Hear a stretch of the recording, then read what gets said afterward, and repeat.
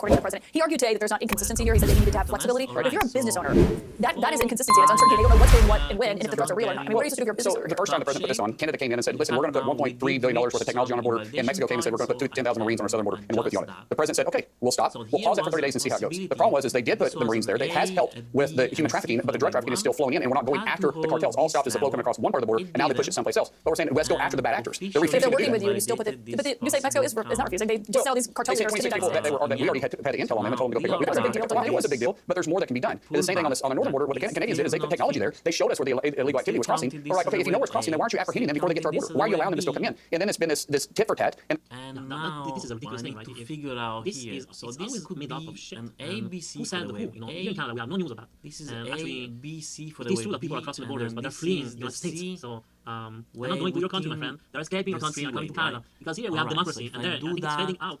And the president is doing exactly what he said he was going to do. He was going to secure our borders. It's promises made and promises kept. Okay, that I need to say it is true. Maybe this was it's the one president that it did make things move. For immigration, it did really shut them down, and it did change the mind of foreigners to not go to the United States. I can see maybe objective, okay? So when a person did do something good, well, that one, it was amazing. Well, but the businesses seem confused. I mean, Wall Street, we're watching. I mean, you're seeing the numbers. What's a business leader? What did they do? It's tough right now, and I understand that. I'm a business owner. We all make decisions based on two things: the way we're raised and our life experience. Before politics, all I ever did was business. You need certainty, which is why we need tax policy that's permanent, not that's able to fade in and out. I'm not trying to get off on that subject, but I'm just saying that we need certainty in the business world. Tariffs is a tax, and it will be passed on consumers. Oh my goodness! Oh, finally we agreed. So many months it did take to finally say that tariffs are a tax, and they're going to be passed to the consumers. All right. Finally, we got some transparency. But did you vote for the president who actually tell you that, or did tell you that it's going to bring down costs on the grocery? Because let's compare another president. Milei of Argentina. When he was in election mode, he campaigned for several months, even before the election. He was going around from city to cities. I'm going to tell, and he was saying, if you choose me, the first year is going to be very bad. It will be the worst year you ever saw financially. But we're going to suffer the first year, and then after that we're going to get better. And this I respect. For sure, we don't want necessarily price to this is what I'm going to do. The strategy, to the limit, and I'll let you know. They will be paying, but then if you stick with me, then it will get better. And this is a president that I respect. He's a politician that I respect because he tells you he has a strategy, he's shared with you, he's transparent. And then when he became president, he did this shit. And yes, things they did go very down. It was worst. Everybody agreed, and now started to get bad. It does occur let's go on the president quite frequently. Well, he campaigned immigration, and that's amazing. He delivered. Price from the first day, he said, I'm going to make price go down. I'm not going to put the fault of the eggs on the previous president of this one because that's a chicken flu. You must be very stupid to try to say the president is guilty of a flu of chicken. Well, actually, if I count the this fault as is because it looks like the difference with Canadian and US is like the production. Canadian are smarter. So if there is chicken flu in one part, there's only several 100,000 chicken to die to be killed or to control the situation. But it looks like in US it's like millions. We have factories of millions of chickens. So when they get hit with the chicken flu, then you have a lot of productivity problem, right? Because it's not only a few 100,000, it's like millions. Anyway, I'm not expert, so I don't want to go. I want to talk on things that I'm not. I didn't do any research. This is how I am. Before I say something, I try at least to make some research to see. And nowadays it's so easy with AI. Okay, now it's another topic, but how reliable is AI? Eventually, we will be cautious about that also. But would it be great now if instead of having new news tonight or Canada, Europe, I would love to have AI here. And when this liar speaks, I want AI to double check he's saying and so I can make an idea. Is he an honest person that works for the citizen and is reporting the truth, or he is a liar and he's working for someone else? Because at the end of the day, if he's not saying the truth, he's not working for the citizen, he's working for someone else.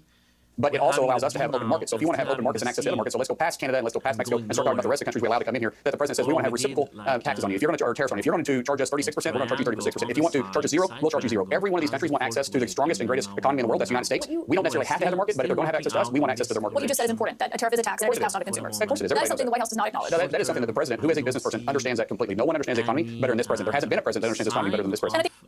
I need to stop and say so. Donald Trump, the president of the United States, really lied for several months to Americans because he did say that tariffs wouldn't impact the price and it wouldn't be passed to consumers. So we have I only have two possibilities now. Either he's incompetent and he's not very good businessman, or he's a professional liar and politician. I think he's if you break this downtrend line, maybe something more bullish. His trademark was I am not a politician. So at the end, it's just a lie because and a politician. So he became a politician. So he's no longer a businessman because it looks like he's not a good one. Or he's just he's an amazing businessman and he's an amazing liar. Go with this statement. Amazing businessman. An amazing life. I think you'd agree that part of why he won re-election was because of his promises on the economy. There's a new CNN poll today out that says Americans are not that impressed with how he's handled it so far. It's 56% majority of the public disapproves. That's actually lower, or it's higher disapproval than it ever was during his first term in office. It's still higher than it ever was with Biden, though. You see, always this shit about is always the best. This one here. Well, but you're already judging him just off buying. No, I'm just saying that if you're going to use numbers, you're using his high number. In his first 4 years, we had inflation at 1.4%. It's worse than it ever was during his first time. How we're viewing it. But Sure, but he's got to Look at his facial, look at his facial signs. What can I answer to that? recover from 4 years of Biden. Keep in mind, There you go now. It's Maybe always the Biden we're trying, percent, we're right? attempting to do When something. it's good, it's him. When it's bad, it was the other one. When it took Possibly the didn't finish presidency, this first stock wave, market, was going because to the top to the right, this was and very the short. market is going to explode to the opposite, to the top even greater. And now that actually, it made it this crash. second wave that and was this Biden fourth wave. leftover. and we had a But they're very, asking we were in a how recession Trump's over handling Biden, but no one talked about it. Sorry, I'm sorry. Say that. They were asked how Trump is handling the economy over Biden. They were asked on the tariff specifically, and they said they disapproved that even by a wider margin, 61 to 39%. President Trump will get this economy where it needs to go. He said that he was going to do what he's doing with the tariffs moving on. He said he's going to keep people from taking advantage of us. These countries have been taking advantage of us. A lot of people didn't understand tariffs because most presidents just didn't talk about it. They have been taking advantage of us, and we've been losing billions and trillions of dollars by propping up their economy while our economy is suffering. When our economy suffers, then we have to have national debt. Our national debt is climbing. The way to get that solved is we have a growth in our GDP, bring back manufacturing to the United States rather than allow these companies to go into Mexico or go into Taiwan or go into China, make their product from there, their American countries, and turn back around and sell it to us. Okay, so you're saying That's crazy because officially it's not the fault of could be the other countries. All the fabrics did that, all the fabrics shut down in Europe and opened in India and in China and Mexico and Canadians and American companies as well. They partially closed some sections because it's too pricey to produce here. They go elsewhere. I'm going to pay so now attention to this I'm level trying to follow up this way of 86 so cents. if a company, let's say Apple, No, open a company in China, $1, then and that's the fault of China, right? if It's not the things fault of doesn't Apple go that well, he decided to save let some me money remove some and fibonacci open a retracements company in China because it's cheaper, so it's going to make extension, a greater sorry. profit. It's the fault of the Chinese. So I don't know how I'm far can we go going back. to So it's never add the American people 1.226. company fault, but it's always Also, the other. which coincides So the with shareholders, 0.786. so then they're all guilty. 86, Is that a conspiracy? They're all like, 86 cents. So they need to have a little faith in the president and wait for his policies. Speaking of what's happening on the Hill today, Chuck Schumer, the leader of the Senate Democrats, came out and said they have the votes to block the House funding bill that came through from Republicans. On that, in terms of what that's going to look like